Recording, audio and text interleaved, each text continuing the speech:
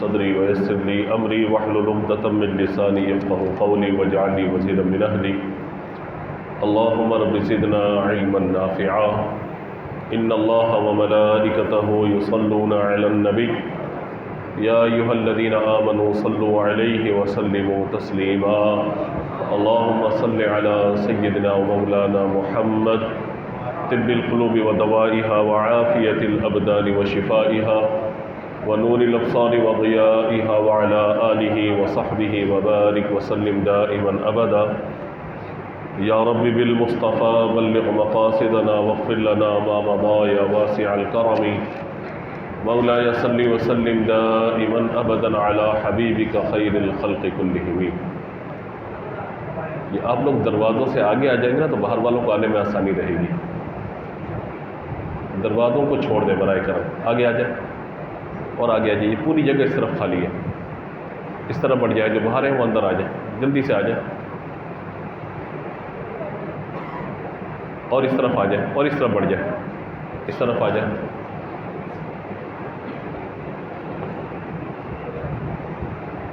جو باہر ہے وہ بھی اندر آ جائے تو اچھا ہو جائے گا، تاکہ ایک محفل کا سما ہو، مجھے کہنے میں اور آپ کو سننے میں لطف محسوس ہو اور بعد میں آنے والوں کے لیے جگہ کشادہ رہے۔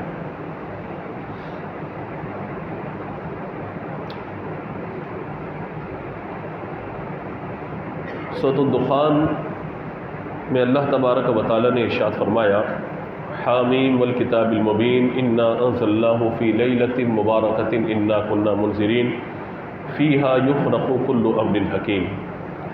حامیم یہ حروف مقطعات میں سے ہے، اس کا معنی یہ ہے کہ جو اللہ جانتا ہے اس کے معنی کو، جس نے اپنے کلام کو محبوب پر نازل فرمایا اور محبوب بھی اس معنی کو جانتے ہیں۔ حروف مقطعات کے بارے میں ہمارا عقیدہ نظریہ یہ ہے کہ اس کا کوئی نہ کوئی معنی ہے، لیکن وہ معنی میں اور آپ نہیں جانتے، جس رب کا یہ کلام ہے وہ رب جانتا ہے، اور جس رب نے محبوب پر اس کلام کو نازل فرمایا وہ محبوب اس کے معنی کو جانتے ہیں۔ ورنہ اگر اس کا کوئی معنی نہ ہو تو اس کا مطلب ہے یہ کلام جو ہے وہ غیر معنی والا ہوا، اور اللہ تبارک و تعالیٰ کا کلام محمل یعنی بے معنی نہیں ہوتا، اللہ کا ہر کلام با معنی ہی ہوتا ہے۔ اس کے بارے میں عقیدہ ہمارا یہی ہے کہ اللہ تعالیٰ و رسولہ اعلم بمرادہ، کہ اللہ تبارک و تعالیٰ اور اس کے رسول اس کے معنی مراد کو بہتر جاننے والے ہیں۔ آگے فرمایا والکتاب المبین، کہ حامیم قسم ہے کتاب کی، والکتاب المبین اور اس کتاب مبین کی، انا انزلناہ فی لیلۃ مبارکۃ انا کنا منذرین، کہ بے شک ہم نے اس کو لیلۃ مبارکہ، لیلہ کہا جاتا ہے، لیل کہا جاتا ہے رات کو، اور مبارک بمانے برکت، تو بابرکت رات میں ہم نے اس کتاب کو نازل فرمایا، یعنی قسم ہے اس روشن کتاب کی، بے شک ہم نے اسے ایک بابرکت رات میں اتارا ہے۔ انا انزلناہ فی لیلۃ مبارکۃ انا کنا منذرین، اور بے شک ہم ہی ڈر سنانے والے ہیں، فیہا یفرق کل امر حکیم، اور اس رات میں ہر حکمت والے کام کا فیصلہ کر دیا جاتا ہے۔ تو یہ 4 آیات میں نے آپ کے سامنے پڑھی ہیں، جس میں پہلی آیت حروف مقطعات پر مشتمل ہے، دوسری آیت مبارکہ میں فرمایا کہ کتاب مبین کی قسم ہے، آگے فرمایا کہ ہم نے اس کو بابرکت رات میں نازل فرمایا، اور اس کے بعد فرمایا کہ اس رات میں ہر حکمت والے کام کو تقسیم کر دیا جاتا ہے، اس کا فیصلہ کر دیا جاتا ہے۔ پہلی بات تو یہ ہے کہ قرآن پاک کے جو نزول کی رات ہے اسے شب قدر کہا گیا، انا انزلناہ فی لیلۃ القدر، قدر والی رات، اور اکثر علماء کی رائے یہی ہے کہ لیلۃ القدر یہ ماہ رمضان کی آخری طاق راتوں میں سے ایک رات ہے، یہ ماہ رمضان کی آخری طاق راتوں میں سے ایک رات ہے۔ لہذا ایک ہے آسمان دنیا پر، یعنی لوح محفوظ سے آسمان دنیا پہ قرآن کو نازل کرنا، اور ایک ہے پھر آسمان دنیا سے حضور کے قلب اطہر پر قرآن پاک کو نازل کرنا۔ تو دونوں چیزیں ہی الگ الگ ہیں، یعنی بعض لوگ کہتے ہیں کہ قرآن پاک شب قدر میں اترا کہ شب برات میں اترا، تو یہ دونوں معنی آپ انشاءاللہ سمجھ جائیں گے۔ ایک ہے کہ اللہ تبارک و تعالیٰ نے فیصلہ فرمایا کہ اب قرآن پاک کو مجھے اپنے محبوب کے قلب اطہر پر نازل فرمانا ہے، تو اللہ تبارک و تعالیٰ نے اس سے پہلے یہ انتظام فرمایا کہ قرآن پاک کو لوح محفوظ میں جو قرآن پاک موجود تھا اسے آسمان دنیا پہ نازل فرمایا۔ جب آسمان دنیا پہ نازل فرمایا اللہ تعالیٰ نے، تو اس کے بعد ماہ رمضان کی 27ویں شب کو اللہ تعالیٰ نے پھر اپنے محبوب علیہ الصلوۃ والسلام کے قلب اطہر پر قرآن پاک کو نازل فرمایا۔ تو یہ دونوں معنی آپ ذہن میں رکھیے گا۔ تو اس وجہ سے جو قدر والی رات ہے وہ لیلۃ القدر بن گئی، اس کو لیلۃ القدر کہہ دیا گیا، قدر والی رات۔ اور قدر کے معنی ہم ماہ رمضان میں بیان کر چکے ہیں۔ قدر کا معنی پوشیدہ بھی ہے، یعنی اتنی رحمتیں برکتیں اس کے اندر پوشیدہ ہیں کہ انسان اس کا گمان بھی نہیں کر سکتا۔ ایک قدر کا معنی تنگی ہے، تنگی اس اعتبار سے کہ اس رات اللہ کے اتنے فرشتے زمین پر آتے ہیں کہ پاؤں تک رکھنے کی جگہ بھی باقی نہیں ہوتی، اس قدر تنگی ہو جاتی ہے، تو وہ قدر والی رات ہے۔ اور جو ماہ رمضان کے آخری پانچ راتوں میں یا آخری عشرے کے اندر سے تلاش کیا جاتا ہے۔ اور پھر یہ جو لیلۃ مبارکہ ہے، برکت والی رات، کیونکہ دیکھیے قرآن پاک آسمان دنیا پر ہے تب بھی برکت والا ہے، اور حضور کے قلب اطہر پہ نازل ہو تب بھی برکت والا ہے، کیونکہ اللہ کا کلام ہے۔ تو اسی لیے جس رات اللہ نے قرآن پاک کو لوح محفوظ سے آسمان دنیا پہ نازل فرمایا، وہ رات لیلۃ مبارکہ برکت والی رات ہو گئی، اور جس رات اللہ نے اپنے محبوب کے قلب پر اسے نازل فرمایا وہ قدر والی رات ہو گئی۔ تو اسی لیے اسلام میں مسلمانوں کے شب قدر کی بھی اہمیت ہے اور شب برات کی بھی اہمیت ہے۔ اور پھر آگے فرمایا کہ ہم ڈر سنانے والے ہیں، یعنی یہ رات جب اللہ نے عطا فرما دی ہے اپنے محبوب کی امت کو، تو پھر اللہ نے فرمایا کہ انا کنا منذرین، بے شک ہم اس میں ڈر سنانے والے ہیں۔ یعنی یا تو معنی یہ بن جائے کہ قرآن پاک کی جو آیات ہیں ان میں اللہ تعالیٰ نے جہاں رحمت کی بات کی ہے وہاں پہ اللہ نے اپنے عذاب کا ذکر بھی کیا ہے، وہ اللہ کے خوف کا ذکر بھی ہے، جہنم کا ذکر بھی ہے، گناہ گاروں کی سزاؤں کا ذکر بھی ہے۔ ایک تو یہ معنی، دوسرا پھر یہ ہے کہ اللہ تبارک و تعالیٰ نے اپنے محبوب بھیجے ہیں، اپنے نبیوں کو بھیجا اللہ تعالیٰ نے تاکہ لوگوں کو ڈر سنائے۔ اس لیے نبی پاک علیہ الصلوۃ والسلام کی جو شان قرآن میں بیان ہوئی ہے وہ ہے یا ایھا النبی انا ارسلناک شاہدا ومبشرا ونذیرا، یعنی یہ حضور کی شان بیان ہوئی ہے کہ حضور شاہد بھی ہے، یعنی امت کے اعمال پر گواہ بھی ہے، مبشر خوشخبری دینے والے بھی ہیں، اور اس کے بعد نذیرا اللہ تبارک و تعالیٰ کے عذاب کا ڈر سنانے والے بھی ہیں۔ تو بشارت، خوشخبری سنانا اور ڈر سنانا، یعنی رحمت کی آیات بھی قرآن پاک میں موجود ہے، رحمت لے کر اللہ کے نبی بھی تشریف لائے ہیں، اور اللہ تبارک و تعالیٰ کے عذاب سے ڈرانے والی آیات بھی اللہ کے کلام میں موجود ہے، اور اللہ کے نبی بھی اللہ کے نافرمانوں کو جہنم کے عذاب کا ڈر سنانے والے بھی ہیں۔ تو دونوں چیزیں یہاں پہ بیان ہوئی ہیں۔ اس کے بعد فرمایا کہ فیہا یفرح کل امر حکیم، اس رات میں حکمت والے کام کا فیصلہ کر دیا جاتا ہے، جدا جدا فیصلہ کر دیا جاتا ہے۔ اب بعض لوگوں کو یہ وسوسہ آتا ہے یا ذہن میں بات آتی ہے کہ بھئی تقدیر کا معاملہ تو یہ ہے کہ اللہ رب العزت جل جلالہ نے جب، یعنی بخاری کی حدیث مبارکہ ہے، اور علماء نے ثم خلقنا النطفۃ علقۃ فخلقنا العلقۃ مضغۃ، کہ بچہ جب ماں کے پیٹ میں آتا ہے تو اس وقت پہلے سیدھا سیدھا پانی ہوتا ہے، پھر گوشت کا لوتھڑا بن جاتا ہے، اس کے خلق النطفۃ علقۃ فخلقنا العلقۃ مضغۃ فخلقنا المضغۃ عظاما فکسونا العظام لحما۔ ایک پورا طریقہ کار بیان فرمایا گیا کہ نطفے کے بعد پھر جو ہے وہ گوشت کا ٹکڑا بن جاتا ہے، جمع و خون بن جاتا ہے، پھر گوشت کا لوتھڑا ہوتا ہے، پھر اللہ تبارک و تعالیٰ سے وجود عطا فرماتا ہے، پھر ہڈیاں ہوتی ہیں، ان پہ گوشت چڑھا دیا جاتا ہے، اور اس کے بعد اللہ تبارک و تعالیٰ اس پہ روح کو داخل کر دیتا ہے۔ تو یہ جو پورا طریقہ کار ہے اس کو 4 ماہ کا اور 4 مراحل کا ذکر کیا گیا، یعنی 120 دن کامل جب ماں کے پیٹ میں بچے کے ہو جاتے ہیں، 4 ماہ کا بچہ جب ماں کے پیٹ میں ہو جاتا ہے تو اللہ رب العزت جل جلالہ کے حکم سے ایک فرشتہ آتا ہے، اور فرشتہ بندے کی موت، اس کا رزق، اس کی عمر اور یہ سب چیزیں جو لکھ کے چلا جاتا ہے۔ تو فرمایا کہ جب فیصلہ اس وقت ہو گیا تو پھر آج اس رات کے فیصلے کا کیا معنی بن گیا؟ جب فیصلہ ماں کے پیٹ سے ہی ہو چکا، اور دوسری بات ہے کس سے کتنا زندہ رہنا ہے، کون کب مرے گا، کتنی عمر اس کی ہوگی، کیا اس کا رزق ہوگا، کہاں اس کی شادی ہوگی، کیا ہوگا کیا نہیں، یہ ساری چیزیں تو اللہ تعالیٰ کے ازلی فیصلے ہیں۔ ایسا تھوڑی ہے کہ بچہ ماں کے پیٹ میں آئے گا پھر پیدا ہوگا تو پھر اللہ تعالیٰ کو فیصلہ فرمائے گا. یہ تو اللہ کے ازلی فیصلے ہو چکے کہ کس کو لڑکی اللہ عطا فرمائے گا, کس کو لڑکے عطا فرمائے گا, کس کے یہاں ٹوئنس ہو جائیں گے, کس کے یہاں اولاد بہت کثیر ہوگی, کس کے یہاں اولاد ہی نہیں ہوگی. تو یہ تو اللہ تعالیٰ کے فیصلے, ازلی فیصلے, ان میں تو کوئی تبدیلی نہیں کر سکتا. تو جب یہ ساری چیزیں ہم یہ دیکھتے ہیں تو میرے سوال ذہن کے اندر آتا ہے کہ فیہا یفرق کل امر حکیم, جب اللہ کے سارے فیصلے ہو چکے ہیں پھر اس رات اس طرح کے فیصلوں کی بات کیا کی جا رہی ہے. تو یاد رکھیے گا, ایک ہے اللہ تبارک و تعالیٰ کے ازلی فیصلے جو اس نے فیصلے کیے ہوئے ہیں, اور ایک وہ فیصلوں کی تقسیم کاری یا کاموں کو فرشتوں کو عطا فرمانا ہے کہ آئندہ سال شب براءت تک, اس سال 15 شعبان سے آئندہ سال 15 شعبان تک فرشتوں کی ڈیوٹی لگا دی جاتی ہیں کہ تم نے یہ کام کرنے. یعنی ملک الموت علیہ السلام کی ڈیوٹی ہے کہ اس سال اتنے لوگوں کی روح کو قبض کرنا ہے.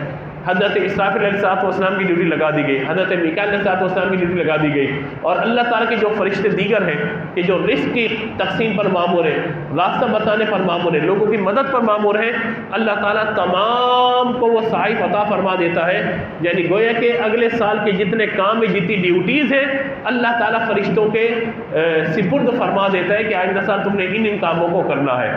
تو اس کا مطلب کیا ہو گیا کہ یہ کوئی نئے کام نہیں ہے کہ جو ہمارے ساتھ ہونے والے ہیں. معاملہ یہ ہے کہ اللہ کے ازلی فیصلے ہیں, لیکن اللہ تبارک و تعالیٰ ان فیصلوں سے اپنے فرشتوں کو مطلع فرما دیتا ہے, ان کو یہ ڈیوٹیز دیتا ہے کہ آئندہ سالوں میں یہ کام کرنے.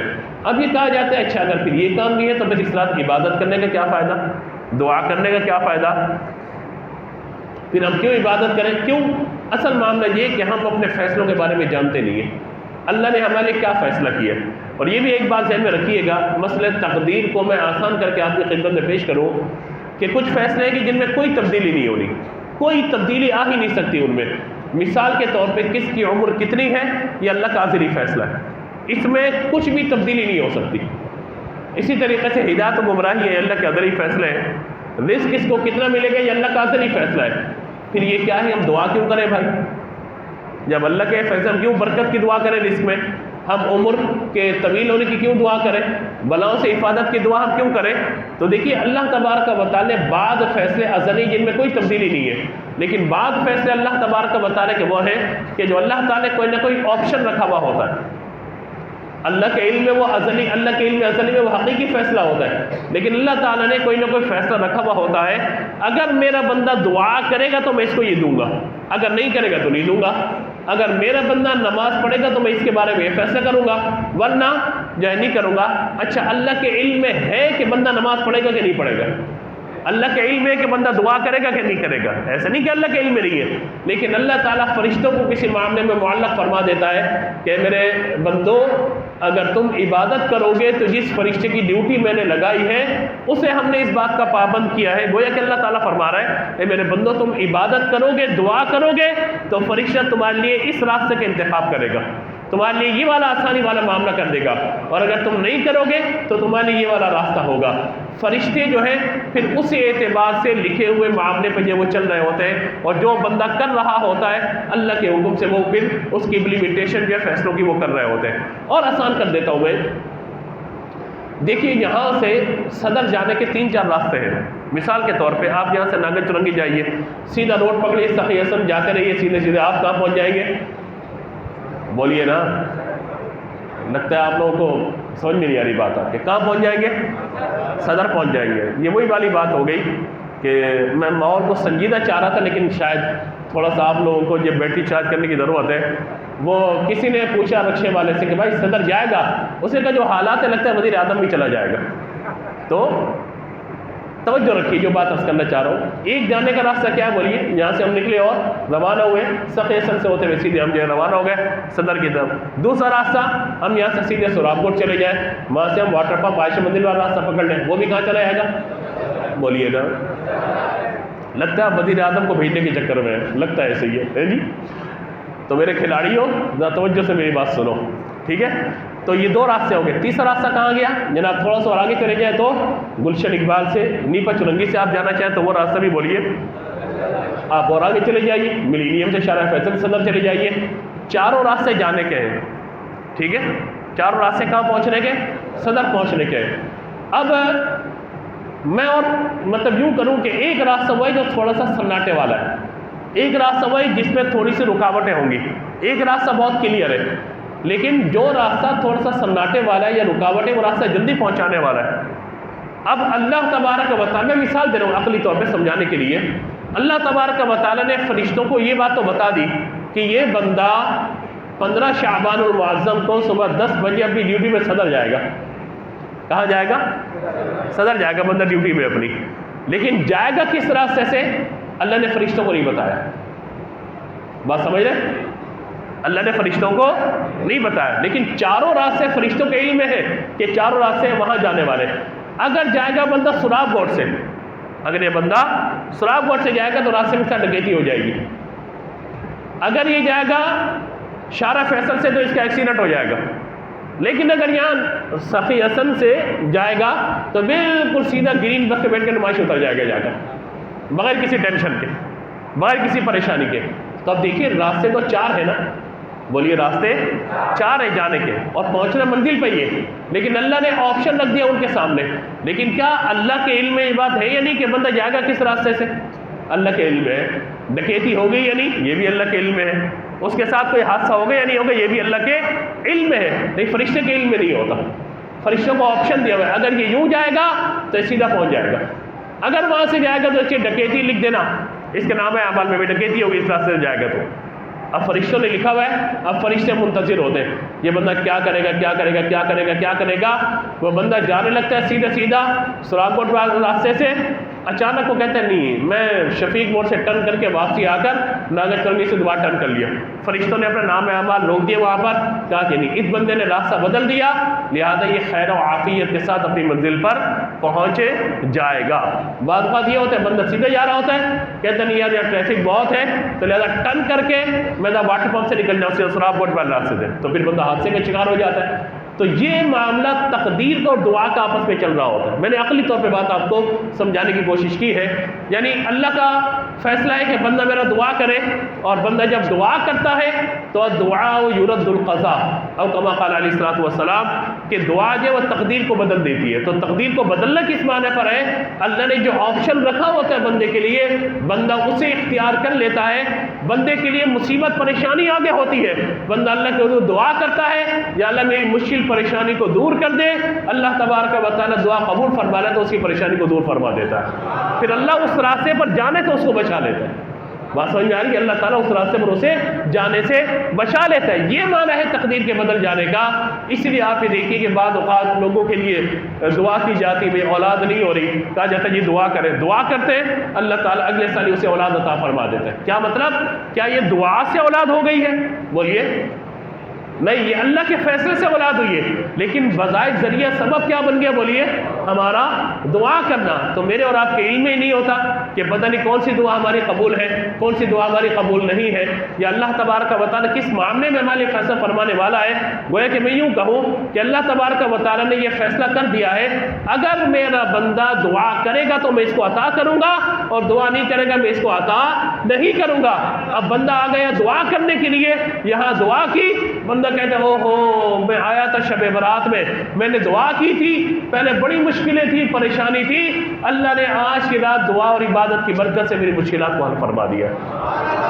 تو بتائیے عبادت کرنے کا فائدہ ہی فائدہ ہے نا، کوئی نقصان تو ہے ہی نہیں، دعا کرنے کا فائدہ ہی فائدہ، کوئی نقصان تو اس میں ہے ہی نہیں۔ اسی طرح اس رات کو لیلۃ المبارکہ کہا گیا، لیلۃ البراءہ، جس کا ترجمہ ہم شب برات کرتے ہیں۔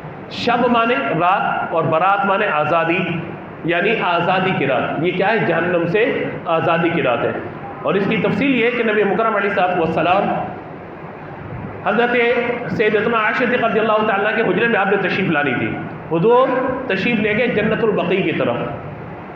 اللہ تعالیٰ مجھے اور آپ کو وہاں کی حاضری عطا فرمائے، بلند آواز سے آمین کہہ دیں۔ جنت البقیع دیکھیں گے تو حضور کا روضہ بھی دیکھیں گے، جب جنت البقیع دیکھیں گے تو مسجد نبوی بھی دیکھیں گے، جب جنت البقیع دیکھیں گے تو انشاءاللہ مکے میں جا کے عمرہ بھی کریں گے انشاءاللہ۔ تو حضور تشریف لے گئے وہاں پر، حضرت عائشہ رضی اللہ تعالیٰ عنہ حضور کے پیچھے پیچھے چلی گئی۔ تو حضور نے ارشاد فرمایا کہ کیا تمہیں یہ ڈر تھا کہ میں تمہارے پاس نہ آ سکوں گا؟ اللہ رسول تمہارے حق کی کوئی تلفی کریں گے، حق تلفی کریں گے؟ تو کہا میں نے سمجھا کہ حضور آپ تشریف نہیں لائیں گے، تو نبی مکرم علیہ الصلوۃ والسلام نے فرمایا کہ آج کی رات یعنی جو شب برات ہے، یہ رات اتنی رحمت و برکت والی رات ہے کہ اللہ تعالیٰ آسمان دنیا پر تجلی فرماتا ہے اور دعا مانگنے والوں کی دعاؤں کو قبول فرماتا ہے، اور فرمایا کہ قبیلہ بنی کلب کے بکریوں کے بالوں کی تعداد سے زیادہ گناہگاروں کو جہنم سے آزاد فرما دیتا ہے۔ میں اور آپ اگر اپنے سر کے بالوں پہ ہاتھ لگائیں تو ہمارے سر کے بال ایک ہاتھ کے نیچے کتنے آ جائیں گے؟ میرے خیال میں شمار کرنا بڑا مشکل ہو جائے گا۔ کوئی کہے گا 200 آ جائیں گے، کوئی 400 آ جائیں گے، کوئی کہے گا 800 آ جائیں گے، لیکن ہم شمار ان کو نہیں کر سکتے۔ ایک بکری کے جسم پر جو پورے بال ہیں ان کا شمار بھی نہیں کیا جا سکتا، کتنے کثیر بال ہوں گے۔ اور یہ قبیلہ جو تھا نا بنی کلب، یہ عرب میں سب سے زیادہ بکریاں پالنے والا قبیلہ تھا اور بہت زیادہ بکریاں پالتا تھا، اسی لیے ان کی بکریوں کی تعداد کسی نے نہیں لکھی، یعنی بکریوں کی تعداد کا اندازہ نہیں، اتنی کثیر تعداد تھی ان کی۔ لیکن قربان کے حضور نے یہ نہیں فرمایا بکریوں کی تعداد کے برابر، کیا فرمایا؟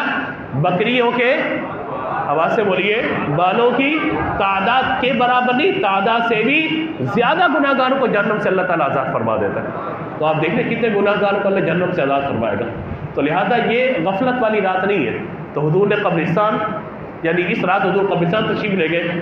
عام طور پہ حضور کا شب برات قبرستان جانا معمول نہیں تھا، لیکن اس رات تشریف لے جانا اس اعتبار سے تھا کہ قبروں کی زیارت کی جائے، تاکہ بندے کو یہ احساس ہو کہ جو لوگ ہمارے ساتھ سال گزشتہ موجود تھے آج ہمارے پیارے ہمارے درمیان موجود نہیں ہیں۔ تو یہ احساس جب بندے کو بیدار ہوتا ہے نا، تو قبرستان کی حاضری انسان کو اللہ کی بارگاہ کی طرف متوجہ کرتی ہے، اس کا دل چاہتا ہے کہ میں اللہ کی عبادت کروں۔ اسی طرح اس رات میں جو فیصلے کیے جاتے ہیں، فرمایا کہ اس رات میں ہر کام کا فیصلہ ہو جاتا ہے، عبادت کرنے والوں کی فضیلت ہے، اس میں رحمت کا نزول ہوتا ہے۔ اور نبی مکرم علیہ الصلوۃ والسلام کی جو دعا امت کے لیے کی گئی تھی، حضور نے 13 شعبان کو دعا کی، یا اللہ میری امت کا معاملہ، فرمایا کہ 1/3 امت کی بخشش۔ حضور نے 14 شعبان کو دعا کی تو اللہ تبارک و تعالیٰ نے فرمایا کہ آپ کی 2/3 امت، اور اس کے بعد جب 15ویں شعبان کو حضور نے دعا مانگی تو فرمایا کہ جادوگر، مشرک، سود کا لین دین کرنے والا، شراب کا لین دین یا شراب پینے والا، ماں باپ کا نافرمان، اسی طریقے سے کچھ اور گناہوں کا عداوت رکھنے والا کا ذکر کیا گیا۔ فرمایا ان افراد کے علاوہ اللہ تبارک و تعالی آپ کی امت کی بخشش فرما دے گا۔ تو یہ وہ رات ہے کہ جو غفلت والی رات نہیں ہے۔ آج ہم لوگ اس چکر میں پڑ گئے کہ اس رات پہ عبادت کرنا بدعت ہے کہ ثواب ہے کہ سنت ہے کہ کیا ہے کیا نہیں ہے۔ اور بھائی عبادت اللہ تعالیٰ کی کیجئے، ختم ہو گئی بات۔ حضور نے عبادت کی، اس دور کا طریقہ عبادت کا کچھ اور تھا، آج کا طریقہ کچھ اور ہے۔ پھر دوسری بات ہے کہ رات کی عبادات میں سب سے افضل عبادت کیا ہے؟ نماز پڑھنا۔ ابھی انشاءاللہ ہم درس کے بعد کیا کریں گے؟ بولیے، نماز پڑھیں گے نا۔ اور نماز کون سی ہے؟ صلاۃ و تسبیح۔ صلاۃ نماز کو کہا جاتا ہے، تسبیح معنی کیا ہے؟ تسبیح والی نماز۔ اور تسبیح کیا پڑھی جاتی ہے اس میں؟ آواز سے بولیے، سبحان اللہ والحمد للہ ولا الہ الا اللہ واللہ اکبر، یہاں تک پڑھے جاتے ہیں۔ 30 کلمے کی ابتدائی کلمات ہیں۔ اللہ تبارک و تعالیٰ کے جتنے بھی اسماء جلالی اور جمالی ہے نا، ان تمام کا ذکر ان اسماء گرامی کے اندر موجود ہے۔ اور کئی ایسی حدیث ہیں جن میں سبحان اللہ والحمد للہ ولا الہ الا اللہ واللہ اکبر، حضور نے فرمایا یہ 4 کلمات ہیں، جو بندہ ان 4 کلمات کو کہے گا، ہر کلمے کے بدلے اللہ تعالیٰ اس کے نام کا جنت کا درخت لگا دے گا۔ اسی طریقے سے ایک تو یہ ہو گیا۔ دوسرا پھر یہ ہے کہ جب ہم نماز صلاۃ و تسبیح پڑھتے ہیں تو یہ نماز حضور صلی اللہ تعالیٰ علیہ وسلم نے اپنے پیارے چچا جان کو عطا فرمائی تھی۔ اب دیکھیے نا کہ لوگ آتے ہیں ہم سے وظائف وغیرہ پوچھنے کے لیے، وظیفہ بتا دیتے ہیں، لیکن اگر کوئی خاص ہمارا اپنا بندہ آ جائے، کوئی اپنا وظیفہ بتائے، کوئی خاص وظیفہ بتائے، تو جو قریبی ہوتا ہے بندہ کہتے ہیں بھائی یہ آپ کو بتا رہا ہوں، اور پھر اس کی فضیلت بھی بتائی جائے۔ حضور سے حضور کے چچا نے پوچھا، حضرت عباس جو عمر میں آپ سے بڑے ہیں، حضور سے پوچھا کہ مجھے کوئی عبادت بتائیں، کوئی تسبیح بتائیں۔ فرمایا کہ چچا میں آپ کو بتا رہا ہوں، اور آپ ایک کام کیجئے گا، اس نماز کو روزانہ پڑھیے گا۔ اہمیت دیکھیے اس نماز کی، کیا فرمایا؟ آواز سے بول دینا، اور آواز سے بول دیں، روزانہ پڑھیے گا۔ کہا روزانہ نہ پڑھ سکے تو ہر ہفتے پڑھیے گا، ہفتے میں نہیں تو مہینے میں پڑھیے گا، مہینے میں نہیں تو سال میں پڑھیے گا، اور سال میں بھی نہ پڑھ سکے تو عمر بھر میں پڑھیے گا میرے چچا، جب آپ اس نماز کو ادا کریں گے اللہ تبارک و تعالیٰ آپ کے اگلے پچھلے سارے گناہوں کو معاف فرما دے گا۔ ایک دفعہ عمر بھر میں اگر کوئی نماز صلاۃ تسبیح پڑھ لے، ایک مرتبہ، یعنی نماز تسبیح اس کو کہا جاتا ہے، اور صلاۃ التسبیح ہمارے عرف عام میں ہے یعنی تسبیح والی نماز، کوئی ایک مرتبہ پڑھ لے اگر، تو اس کے اگلے پچھلے سارے گناہوں کو اللہ تبارک و تعالیٰ، بولیے آواز سے بولے، عمل مختصر ہے، اجر بہت بڑا ہے۔ اور حضور نے اپنے چچا کو بتائی، بڑی بات تو یہ ہے نا، حضور نے اپنے چچا کو بتائی اور چچا کے قربان کے انہوں نے پوری امت کو بتا دیا۔ ہمارے یہاں آج کسی کے پاس کوئی وظیفہ ہوتا ہے نا، وہ سنبھال کے رکھتا ہے، نہیں یہ میرا اپنا ہے، میرا خاندان ہے، میں نہیں بتاؤں گا کسی کو، میں نہیں بتاؤں گا، لیکن سبحان اللہ قربان جائیے حضور کے چچا نے ساری امت کو بتا دیا۔ اور بزرگوں کا یہ معمول رہا ہے کہ جمعے کے دن نماز جمعہ سے پہلے یا نماز جمعہ کے بعد ان کا معمول ہے بزرگوں کا، وہ پڑھا کرتے تھے۔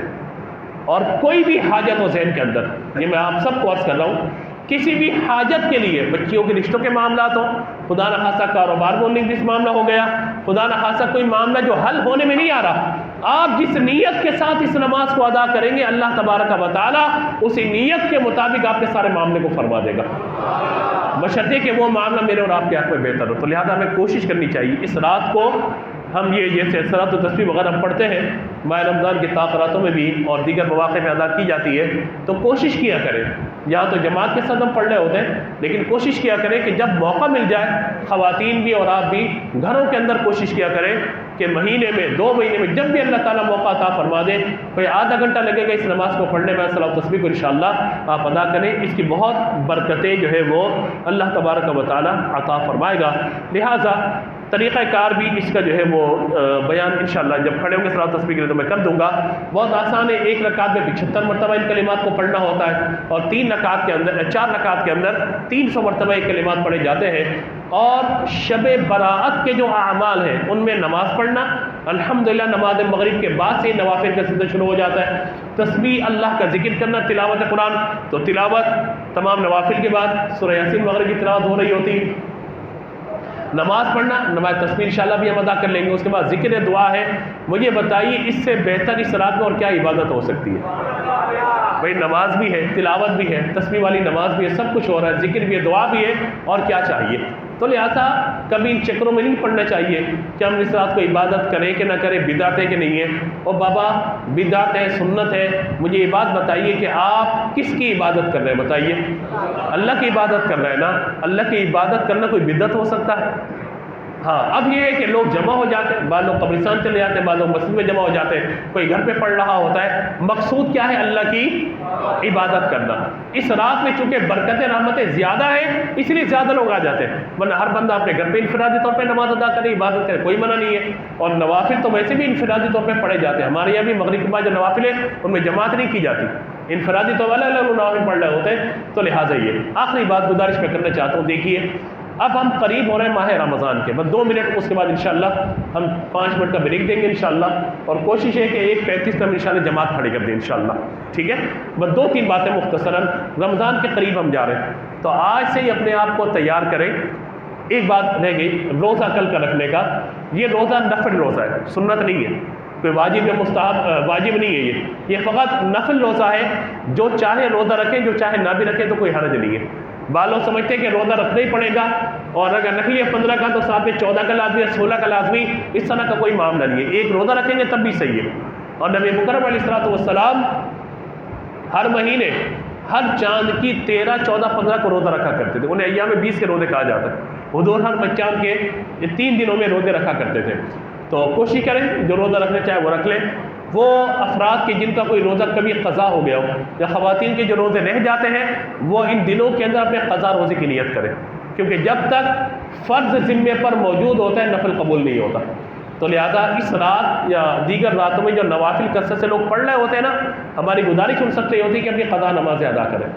نوافل کا ثواب اپنی جگہ پر ہے، لیکن قضا نماز جب تک ادا نہیں کریں گے، قضا روزہ نہیں رکھیں گے، یہ فرض ذمے پر باقی رہے گا۔ تو لہذا کوشش کرنی چاہیے کہ قضا نمازیں جلد از جلد ہے بندہ اپنی زندگی میں ادا کر لے۔ تو اب ہم رمضان کے بالکل قریب جا رہے ہیں، اپنے آپ کو ذہنی طور پر تیار کریں۔ خواتین کے لیے الحمدللہ پہلی منزل پہ جہاں خواتین تشریف فرما ہے، یہیں پہ پورا مہینہ یعنی 29 تاریخ تک چاند رات سے لے کر 29 تاریخ تک، 29 شب تک، آخری رات تک خواتین کے لیے بھی تراویح کا انتظام ہوتا ہے یہاں پہ، مرد حضرات کے نیتی انتظام ہوتا ہے. اور فقط تراویح پڑھانا مقصود نہیں ہوتا ہمارا، بلکہ ہماری کوشش تراویح کے ساتھ ساتھ قرآن پاک کی تفہیم یا قرآن پاک کا ترجمہ، اس کی تفسیر بھی آپ کی خدمت میں پیش کی جائے. تو لہذا اب ماہ رمضان قریب آ رہا ہے، ماہ رمضان کی تیاری کریں، ذہنی طور پہ خود کو تیار کریں کہ ہمیں پورا مہینہ مسجد میں آ کر نماز تراویح ادا کرنی جماعت کے ساتھ. خواتین بھی تشریف لائیں، باپردہ شرکت کریں، مرد حضرات بھی شرکت کریں، اور صرف تراویح پڑھ کے گھر نہیں چلے جانا، بلکہ تراویح کے بعد درس قرآن میں بھی شریک ہونا انشاءاللہ. اور تراویح کے بعد درس قرآن سنیں، تفسیر قرآن سنیں گے تو انشاءاللہ اس کی الگ برکتیں ہیں کہ قرآن پاک جو پڑھا جا رہا ہے جب اس کا ترجمہ سنیں گے اور قرآنی ہدایت کی جب بات کی جائے گی تو انشاءاللہ دل اللہ تبارک و تعالیٰ کی بارگاہ کی طرف مائل ہو جائے گا، اور قرآن سے انشاءاللہ ہم ایک دوسرے کو جوڑنے میں کامیاب ہو جائیں گے. تو لہٰذا اس پیغام کو ہم سب کو عام کرنا ہے، دوسروں تک پیغام پہنچائیں. اور ایک دو نصیحتیں وہ یہ ہے کہ خواتین جب تشریف لاتی ہیں تراویح کے لیے تو گزارش ان سے یہ ہے کہ برائے کرم اپنے گھروں کے معاملات کو نپٹا کر یہاں پر آیا کریں. یہاں پر آ کر یہ نہیں کہ پورے گھروں کی اسٹوری ایک دوسرے کو یہاں پہ بیٹھ کے سنانا شروع کر دیں. یہاں درس ہو رہا ہو، یہاں پہ خواتین اپنی ساس کی اور نندوں کی کہانیاں اور سب سنانا شروع کر دیں ایک دوسرے کو، گھر بار کے سارے معاملات یا ڈسکس کرنا شروع کر دیں، ایون آپس میں رشتے کرنا شروع کر دیں. تمہاری بچی کا رشتہ فلاں جگہ کروا دو، کیسا رہے گا؟ سبحان اللہ، آ رہی ہے تراویح کے لیے اور رشتے طے ہو رہے ہیں یہاں پر. تو ذرا ان سب چیزوں میں ذرا احتیاط. اور پھر یہ سال گزشتہ بہت زیادہ شکایت یہ رہی، خواتین سے میں خاص طور پہ سب مخاطب ہوں کہ مردوں کو تو ہم اعلان کر دیتے ہیں موبائل بند کر دیں، خواتین کیا کرتی ہیں کہ بچوں کو لے کر آتی ہیں، ان میں جناب کارٹون، مختلف فلمیں، مختلف ڈرامے، مختلف چیزیں بچوں کو گیم لگا کے جو دے دیے، اب بچہ ٹک ٹک ٹک ٹک پوری مسجد میں گھوم رہا ہے، موبائل کا استعمال کر رہا ہے. تو آپ اول تو بچوں کے ساتھ اگر ہیں تو مسجد میں تشریف نہ لائیں کہ مسجد کا یہ ادب نہیں بے ادبی ہے. دوسرے اگر لے کر آ رہی ہیں بچوں کو تو پھر آپ پابند کریں، اپنے ساتھ بیٹھ کے وہ نماز ادا کریں. آپ کا بچہ شرارتی ہے، چھوٹا ہے، تو پھر آپ مسجد میں بچے کو لے کر نہ آئیں. آپ اپنی ساس کے حوالے کریں، سسر کے حوالے کریں، شوہر کے حوالے کریں، جس کے حوالے کریں. آپ کی وجہ سے اگر دیگر لوگوں کی نماز خراب ہو رہی ہے تو یہ پھر مناسب نہیں. یہ تو وہ خواتین جو آج تشریف فرما ان کے لیے پیغام یہ ہو جائے گا. 1 تاریخ کو انشاءاللہ رمضان کو بھی ہم مزید